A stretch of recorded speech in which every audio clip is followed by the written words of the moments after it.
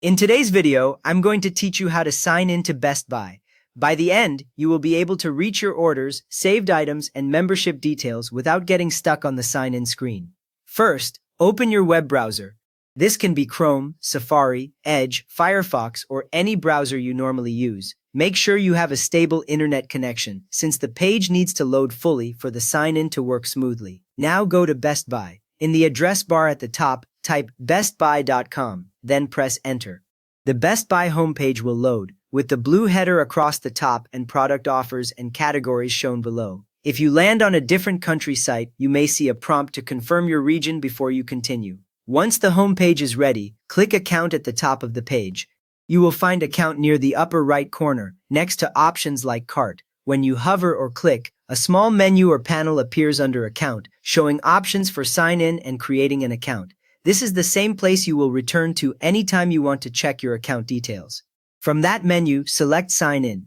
The site will open a dedicated sign-in page or panel, usually with the Best Buy logo at the top and fields for email and password in the center. You might also see links here for creating a new account or for help if you forgot your credentials, but for now, focus on the sign-in area. Next, enter the email address associated with your Best Buy account. Type it carefully into the email field, watching for extra spaces or missing letters, since even a small typo will stop the account from being found. A quick tip, if you have more than one email, use the one where you receive order confirmations from Best Buy, because that is already tied to your account. After that, enter your password. The password box will usually show dots instead of letters as you type, to keep it private. If there is a Show Password icon, you can briefly tap it to make sure everything looks correct, then hide it again. If the password is wrong, the site will not sign you in and will display an error above the field. If you are asked, complete any security verification if prompted. This might be a short code sent to your email or phone, or a simple checkbox to confirm you are not a robot.